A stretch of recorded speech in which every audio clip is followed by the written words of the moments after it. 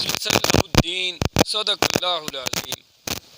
اے نبی صلی اللہ علیہ وسلم آپ کہہ دیجئے انی امرت، مجھے تو حکم ہوا ہے کہ ان اعبد اللہ، کہ میں اللہ کی بندگی کروں، مخلصا لہ الدین، اس کے لیے اپنی اطاعت کو خالص کرتے ہوئے۔ مجھے تو حکم ہوا ہے کہ میں اللہ کی بندگی کروں، اس کے لیے اپنی اطاعت کو خالص کرتے ہوئے۔ اس آیت میں یہ جو اللہ کی بندگی، عبادت، اس کا مفہوم آج انشاءاللہ جو جامع اس کا ایک مفہوم ہے وہ سمجھنے کی انشاءاللہ کوشش کریں گے۔ اس میں دیکھیں عبادت کا جو ظاہر ہے وہ اس کی رسومات ہیں، جیسے نماز میں قیام ہے، رکوع ہے، سجدہ ہے، یہ عبادت مثال کے طور پہ نماز جیسے کہ عبادت ہے، یہ اس کا ایک ظاہر ہے، یہ مراسم عبودیت انہیں کہتے ہیں جو نماز کا ظاہر ہے، قیام ہو گیا، رکوع ہو گیا، سجدہ ہو گیا۔ ایک ہے عبادت کی اصل حقیقت، یہ تو ہے عبادت کا ظاہر، یہ رسومات، یہ مراسم عبودیت جن کو رسومات عبادت کا ظاہر کہتے ہیں۔ تو عبادت کی جو اصل حقیقت ہے آج اس کو سمجھتے ہیں وہ کیا ہے؟ یہ تو ظاہر ہے، اس کی رسومات ہیں جو ہم ادا کرتے ہیں، یہ بھی ضروری ہیں ڈیفینیٹلی۔ تو جو عبادت کی اصل حقیقت اس میں دو چیزیں ہیں، ایک عبادت کا جسد ہے اور ایک عبادت کی روح ہے، ایک اس کا جسد اور ایک اس کی روح۔ اب جو عبادت کا جسد ہے اس کو پہلے سمجھتے ہیں وہ کیا ہے۔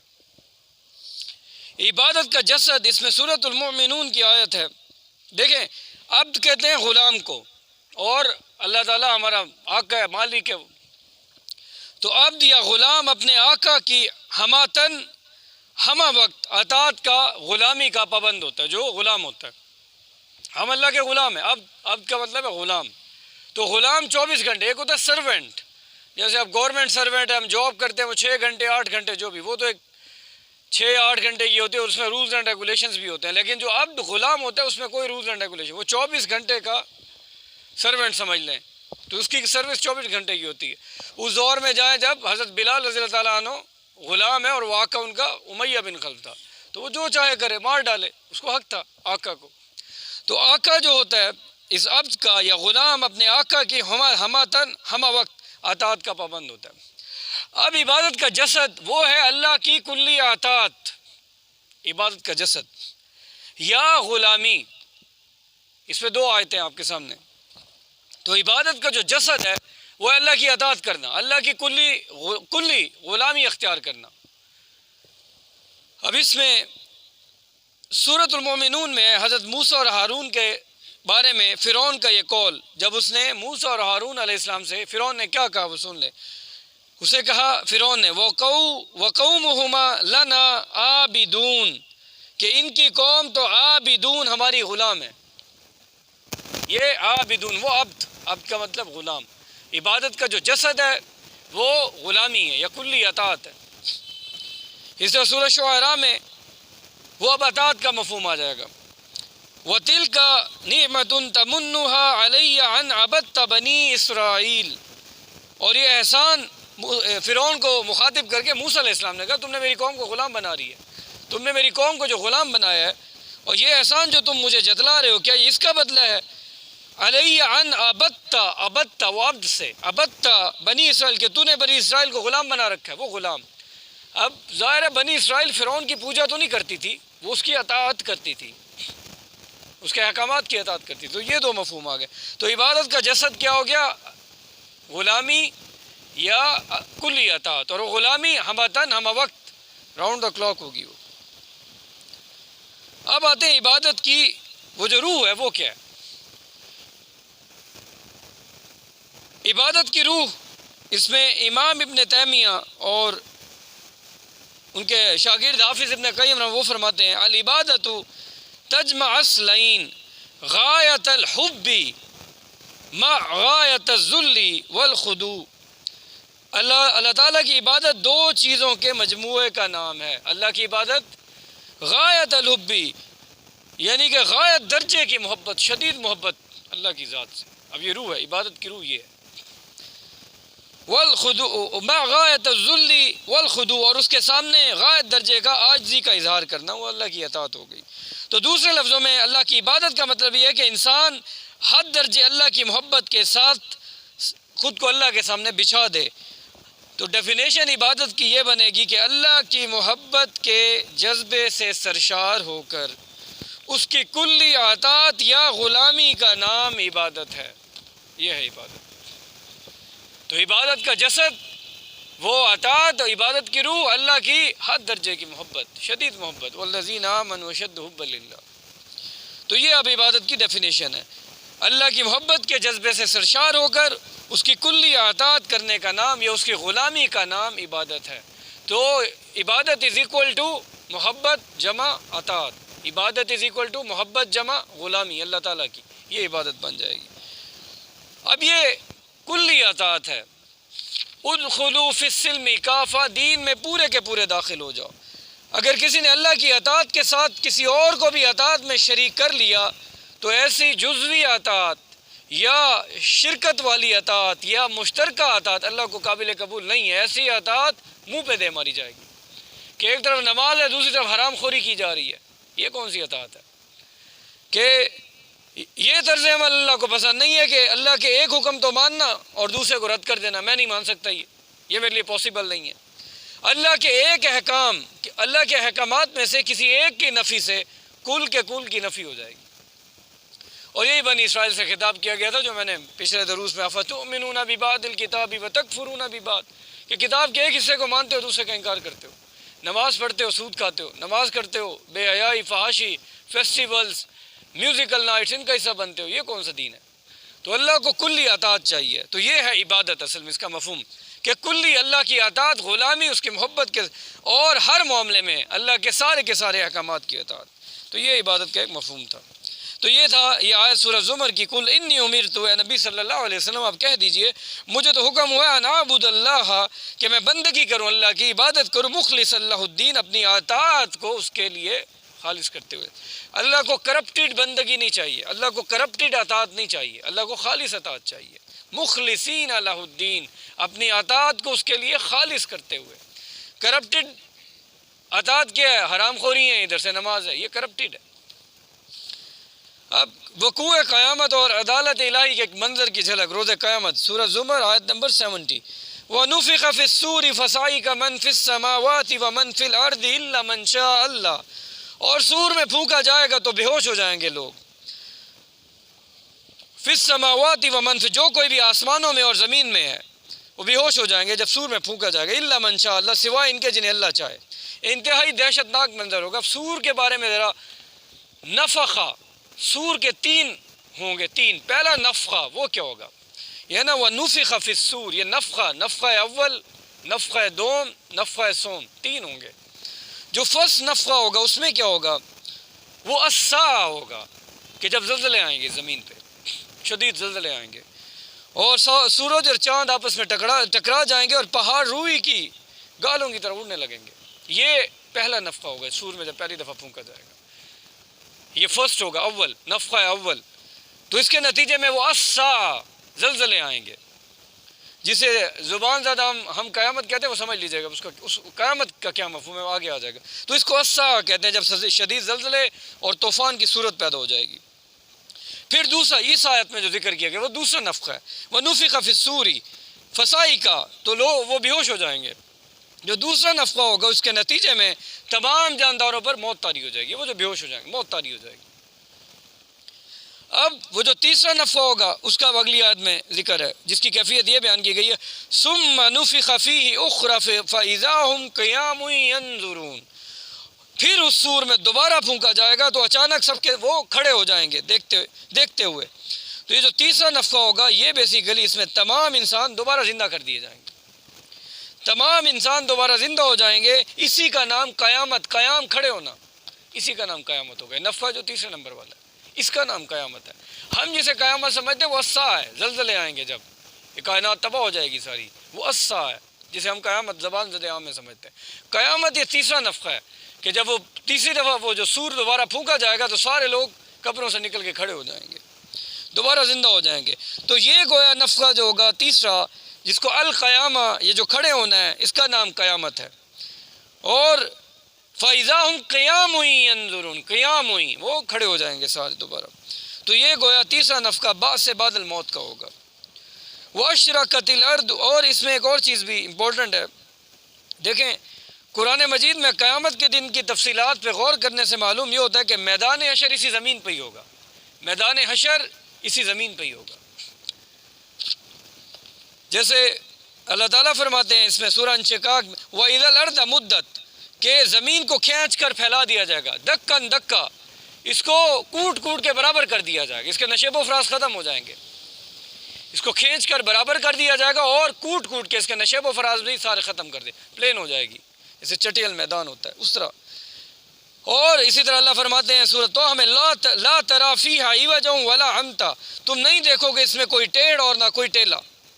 تو یہ اسی زمین پہ، یہ روز قیامت جو میدان لگے گا وہ اسی زمین پہ ہوگا، میدان حشر.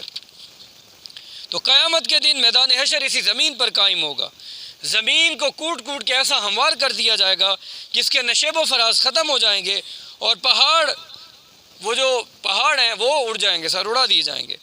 اور پھر زمین پر اللہ کا نزول ہوگا. وَأَشْرَقَتِ الْأَرْضُ بِنُورِ رَبِّي، اور زمین جگمگا اٹھے گی تیرے رب کے نور سے، اللہ کے نور سے اس دن زمین جگمگا اٹھے گی. اسی طرح اللہ ایک اور جگہ فرماتے ہیں وَيَوْمَ تُشَقَّقُ السَّمَاءُ بِالْغَمَامِ وَنُزِّلَ الْمَلَائِكَةُ تَنزِيلًا، اور جس دن آسمان پھٹ جائے گا، تشقق السماء ونزل الملائکہ، اور فرشتے نازل کیے جائیں گے لگاتار. پھر اللہ تعالیٰ زمین پر نزول فرمائیں گے وجاء ربک والملک صفا صفا، اور آپ کا رب جلوہ فرمائے گا جبکہ فرشتے قطار اندر قطار حاضر ہوں گے. تو اللہ کا وہ نزول ہوگا. تو واشرقت الارض بنور ربها، تو زمین اللہ کے نور سے جگمگا اٹھے گی. تو میدان حشر اسی زمین پہ ہی ہوگا، اسی زمین پر قائم ہوگا سارا یہ. اور اس کے نتیجے میں جب اللہ کی عدالت پھر لگے گی، اللہ تعالیٰ اس زمین پہ آئیں گے، گویا زمین پر انسانوں کے پھر اچھے اور برے اعمال کا، وہ جنہوں نے جو ہوگا برے یا اچھے اعمال کیے ہوں گے اس کا حساب کتاب ہوگا. تو اللہ تعالیٰ کا نزول ہوگا اس زمین پر، اور اللہ کی ایک خاص تجلی کے ساتھ 8 فرشتے نازل ہوں گے اور دوسرے فرشتے سب باندھے کھڑے ہوں گے. اللہ کی عدالت لگے گی، حساب کتاب ہوگا، اور یوں قصہ زمین برسر زمین طے ہو جائے گا اسی زمین پہ، کیونکہ اسی زمین کا قصہ ہے نا، جو بھی ہم نے اعمال کیے تھے. یوم تحدث اخبارہا، اس دن زمین بتائے گی کہ تم نے کیا کیا تھا، میرے اوپر جو چلتا تھا کیا کرتا تھا. وقال الانسان ما لا، انسان کہے گا یہ کیا ہو گیا. وہ جو زلزلے آئیں گے، اذا زلزلت الارض زلزالہا، وہ جو زلزلے جب آئیں گے انسان کہے گا یہ کیا ہو گیا. وقال الانسان ما لا، تو یہ کیفیت ہوگی اس وقت زلزلوں کی. اب ووضع الکتاب، اور نامہ اعمال رکھ دیا جائے گا روز محشر. سورۃ الکہف میں ووضع الکتاب فتری المجرمین مشفقین مما فیہ، تم دیکھو گے مجرم ہو کر وہ لرزتے ہوئے ہوں گے اس سے، جو کچھ اس میں وہ ہوگا اس کے دیکھ کے وہ کہیں گے وَيَقُولُونَ يَا وَيْلَتَا، ہائے ہماری شامت، مَا لِهَذَا الْكِتَابِ لَا يُغَادِرُ صَغِيرَةً وَلَا كَبِيرَةً، یہ کیسی کتاب ہے جس نے کہ نام اعمال اس نے تو نہ کسی چھوٹی چیز کو چھوڑا، صغیرۃ ولا کبیرہ، نہ کسی بڑی چیز کو، الا احصاها، مگر اس کو محفوظ کر کے رکھا ہے. تو اور اس کے بعد وجیء بالنبیین والشہداء، اور لائے جائیں گے انبیاء اور شہید یا گواہ دینے والے اس مفہوم میں گواہ. تو ظاہر ہے سب سے پہلے رسول ہی گواہ ہوں گے، جو انبیاء ہوں گے اللہ کے رسول گواہی دیں گے. لیکون الرسول شہیدا علیکم، کہ پیغمبر تم پر گواہ ہوں گے، اللہ کے رسول گواہی دیں گے اللہ میں نے پیغام پہنچا دیا تھا. اور وتکونوا شہداء علی الناس، اور تم لوگوں پر گواہ ہوگے کہ تم نے دین کا پیغام پہنچایا تھا ان تک، تم گواہ ہوگے لوگوں پر. اللہ نے پہنچا دیا، نہیں پہنچایا پکڑ ہو جائے گی پھر. تو یہاں دیکھیں وجیء بالنبیین والشہداء، انبیاء کے ساتھ پھر شہید کا ذکر. ذرا وہ شہید وہ گواہی دینے والے ہوں گے تو انبیاء، تو پھر شہید کا ذکر کیوں؟ تو اس سے یہ مراد ہے، ڈاکٹر صاحب اس میں لکھتے ہیں کہ اس میں وہ لوگ بھی ساتھ گواہی دینے کے لیے آئیں گے، وہ لوگ بھی آئیں گے جنہوں نے اللہ کے رسول کے پیغام کی آگے تبلیغ کی تھی. ابو بکر رضی اللہ عنہ کی دعوت پر 6 اشرف مبشر صحابی ایمان لے آئے تھے، تو وہ بھی گواہ کی حیثیت سے آئیں گے، اللہ میں نے تیرا پیغام پہنچا دیا تھا. اصحاب صفہ بھی آئیں گے کہ کچھ قبائل کی خواہش پہ اللہ تعالیٰ نے قرآن پڑھنے پڑھانے کے لیے اصحاب صفہ یہ اپنے صحابہ وہاں بھیجے تھے، یہ بھی آ جائیں گے گواہی دینے کے لیے. وہ شہید گواہ کہ اللہ ہم نے تیرا دین پہنچا دیا تھا ان تک. اور پھر آخر میں ہمیں لایا جائے گا کہ اب بھی تم بھی گواہی دینے کے لیے آ جاؤ، تم تک تو امت تم تھی، تو اللہ کے رسول تو پیغام تمہیں دے، اب تم گواہی کے لیے آؤ. اب جب ہم گواہی دینے آئیں گے اور اگر ہم ناکام ہوئے اس گواہی میں تو ظاہر ہے پورے دنیا کے لوگوں کی گمراہی اور اس گمراہی کا وبال ہم پہ آئے گا اگر ہم نے حق ادا نہ کیا. اور اسپیشلی اگر جہاں اپنے دائرہ اثر میں ہم جو اختیار رکھتے تھے اور ہم نے دعوت دین انہیں نہ دی اپنی استطاعت کے مطابق تو اس دن روز قیامت ظاہر ہم جواب دیں گے اور یہ وبال ہم پہ آئے گا. تو بہرحال اس آیت میں اللہ کی عدالت کا منظر دکھایا گیا ہے. وَقُضِيَ بَيْنَهُمْ بِالْحَقِّ وَهُمْ لَا يُظْلَمُونَ اور ان کے مابین فیصلہ کر دیا جائے گا حق کے ساتھ ان پہ کوئی ظلم نہ کیا جائے گا. انسانی زندگی کے مختلف ادوار کا بیان سورہ مومن آیت نمبر 11. قالوا ربنا وہ کہیں گے فریاد کریں گے اب جب عذاب دیا جا رہا ہوگا تو عذاب کی کیفیت میں وہ کہیں گے لوگ قالوا ربنا امتنا اثنتین واحییتنا اثنتین اے ہمارے رب تو نے ہمیں 2 دفعہ مارا. یہ اب اس کو سمجھے گا 2 دفعہ اس میں موت اول اور موت ثانیہ اور دوسری چیز احیاء اول احیاء ثانی ان دونوں چیزوں کو سمجھنا ہے اس آیت میں ہم نے احیاء اول احیاء ثانی موت اولا موت ثانیہ یہ اس کا ذکر ہے. امتنا اثنتین تو نے ہمیں 2 دفعہ مارا واحییتنا اثنتین اور تو نے ہمیں 2 دفعہ زندہ کیا فاعترفنا بذنوبنا تو ہم نے اپنے گناہوں کا اعتراف کر لیا. فہل الی خروج من سبیل تو کیا اب یہاں اس عذاب سے اس نکلنے کی کوئی سبیل ہے کوئی راستہ ہے کہ اللہ تو نے ہمیں 2 دفعہ مارا 1 دفعہ اور ہی صحیح موقع دے دے ہمیں اس عذاب سے ہماری جان چھوٹ جائے کسی طرح. 2 دفعہ مارا اور اب اس کو سمجھتے ہیں یہ 2 دفعہ مارنا اور 2 دفعہ زندہ کرنے سے کیا مراد ہے. یہی کیفیت سورۃ البقرہ میں کیف تکفرون باللہ تم کیسے کفر کرتے ہو اللہ کا وکنتم امواتا حالانکہ تم مردہ تھے فاحیاکم اس نے تمہیں زندہ کیا ثم یمیتکم پھر وہ تمہیں مارے گا ثم یحییکم پھر تمہیں زندہ کرے گا. مردہ تھے زندہ کیا پھر مارے گا پھر زندہ کرے گا. یہ وہی 2 دفعہ موت اور 2 دفعہ احیا. اب اس کو سمجھتے ہیں. دیکھیں ہر انسان کی تخلیق اس وقت عمل میں آئی جب عالم ارواح میں اس کی روح پیدا کی گئی. عالم ارواح میں جب ہماری روح پیدا کی ہماری تخلیق ہماری اب اس میں آئی اس وقت عمل میں آئی تخلیق. اب یہ روح ہماری پیدا ہو گئی عالم ارواح میں. عالم ارواح میں ہماری روح جو تھی اس میں پورا شعور تھا اس لیے تو عہد لیا گیا تھا الست بربکم وہ عہد ہم نے پورے شعور کے ساتھ کیا تھا. قالوا بلا تو ہم نے جواب دیا ہاں اللہ الست کیا تم الست بھی کیا میں تمہارا رب ہوں. قالوا بلا سب ارواح نے جواب دیا. وہاں تمام ارواح سے عہد لیا گیا تھا. یہ سورہ اعراف میں الست بربکم تو یہ شعور کے ساتھ عہد ہوا تھا تمام ارواح سے جو اس وقت حاضر و موجود تھی. یعنی کہ حضرت آدم سے لے کے دنیا کا جو آخری انسان آئے گا سب کی ارواح اس وقت موجود تھی. قیامت تک جو وہ آخری انسان جو آئے گا اس آدم علیہ السلام سے لے کے وہاں تک سب ارواح نے وہاں یہ عہد کیا تھا اور وہ شعور کی حالت میں تھی ساری. اب پہلی موت کی طرف آتے ہیں. یہ تو تخلیق تو ہو گئی روح کی. اب آتے ہیں پہلی موت. تو عہد لینے کے بعد اور یہ روحوں کی اس وقت کیفیت حدیث میں جنود مجندہ لشکروں کے لشکر تھے اس وقت ارواح کے. ظاہر آدم علیہ السلام سے لے کے اور قیامت تک تمام لوگوں کی ارواح. اور پھر اس کے بعد عہد کے بعد اللہ تعالیٰ نے ان ارواح کو موت کی نیند سلا دی. یہ ہے پہلی موت. آج ہم موت سے ڈرتے ہیں. ہم پہلی موت پیچھے سے بھگت کے آئے ہیں میں مر نہ جاؤں مجھے یہ نہ ہو جائے میرے بچوں کا کیا ہوگا. یہ ہم پہلی موت بھگت آئے ہیں پیچھے سے.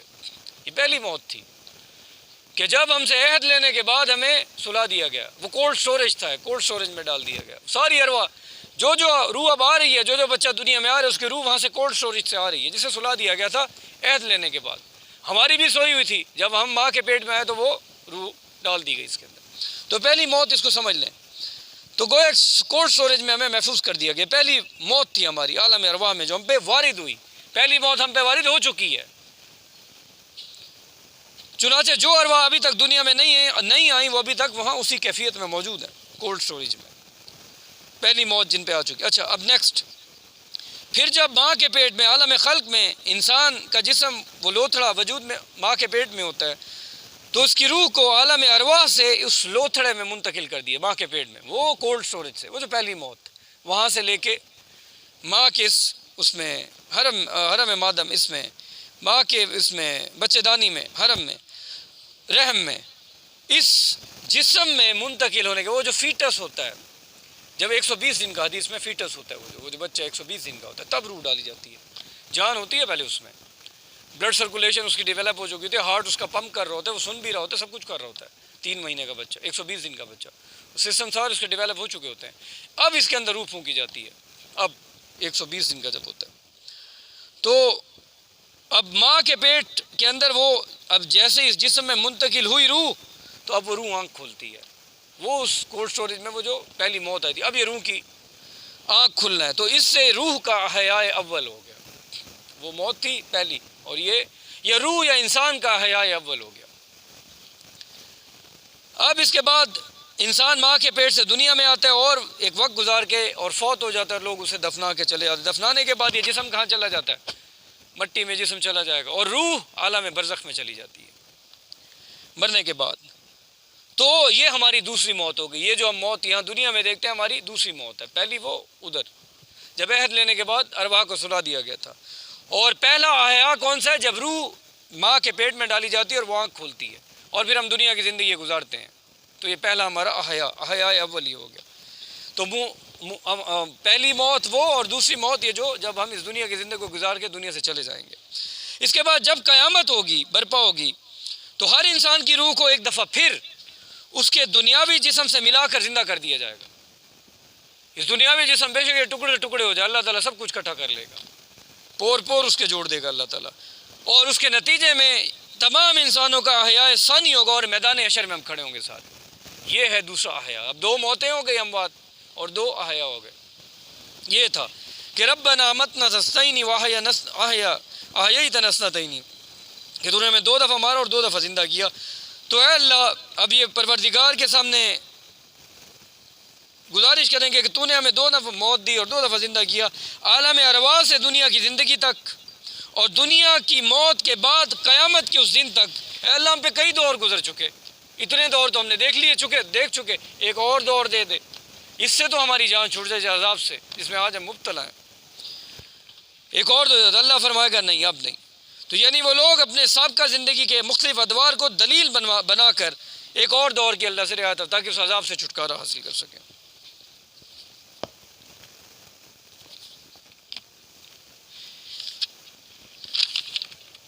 سورہ حامیم سجدہ. ان الذین قالوا ربنا اللہ ثم استقاموا، بے شک جن لوگوں نے کہا ہمارا رب اللہ ہے، ثم استقاموا، پھر اس میں ڈٹ گئے.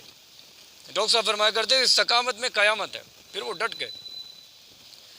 ثم استقاموا، استقامت کیا ہے کہ میرا توکل اللہ پہ ہو.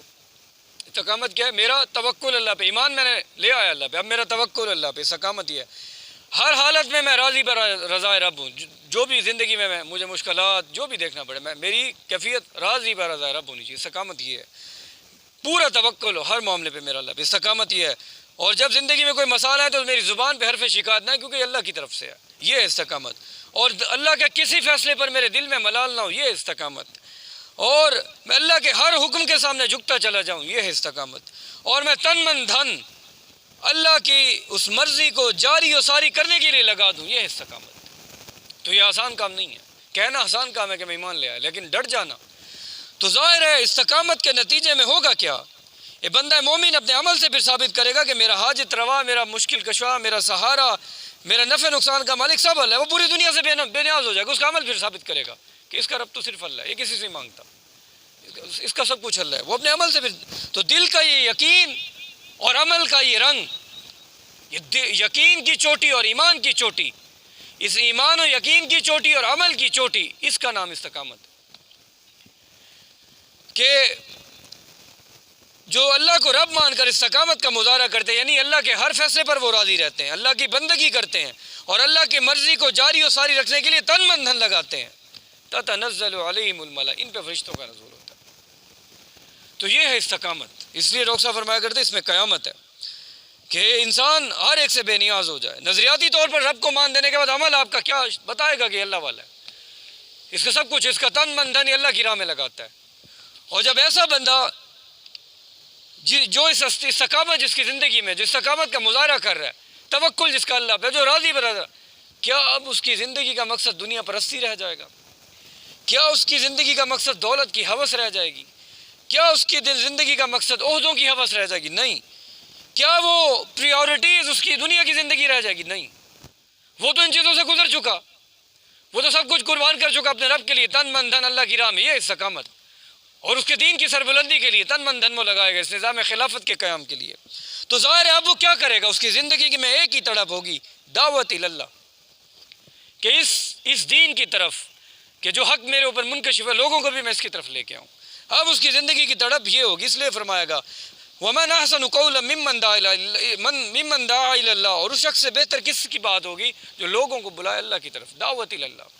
تو اب اس بندہ مومن کی جس کے ایمان اور یقین کی یہ چوٹی، ایمان و یقین اور عمل کی چوٹی استقامت اس نے اچیو کر لی ہوگی، اب اس کی زندگی میں ایک ہی تڑپ ہوگی، وہ یہی ہوگی کہ اللہ کی دعوت، اس کی تڑپ، اس کی دوڑ دھوپ، سنت دعوت اور پھر سنت اقامت، تاکہ میں زیادہ سے زیادہ لوگوں کو راہ راست پر لے آؤں اور پھر وہ اللہ کی بندگی والا ایک نظام قائم کیا جائے دھرتی پر۔ یہ اس کی زندگی کا مقصد ہوگا۔ پھر اسی چیز کو مزید آگے ایڈ کیا وَعَمِلَ صَالِحًا، اور وہ نیک عمل کرے، ایک تو دعوت اللہ کرے، وَعَمِلَ صَالِحًا یعنی کہ داعی کا کردار بڑا اہم ہے، اگر داعی کا عمل نیک نہیں ہے تو دعوت اس سے مؤثر نہیں ہوگی، الٹا وہ اس کی دعوت اس کی بدنامی کا باعث بنے گی، دین کی بدنامی کا باعث بنے گی۔ تو یہ ہے اس میں استقامت کا ایک مفہوم آپ کے سامنے رکھا ہے۔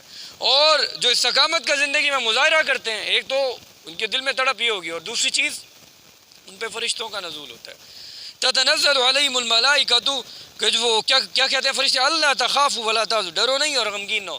ڈر ہمیشہ فیوچر کا ہوتا ہے کہ میں یہ نہ ہو جائے میرے ساتھ، میرے کاروبار کو نقصان نہ ہو جائے، میرے فلاں چیز، میں نے دین کا کام کیا تو میرے کاروبار نقصان متاثر ہو جائے گا۔ ڈر فیوچر کا ہوتا ہے، اور غم پاس کا ہوتا ہے کہ یوں نہ ہوتا تو یوں ہو جاتا، ایسے نہ ہوتا تو ایسے ہو جاتا۔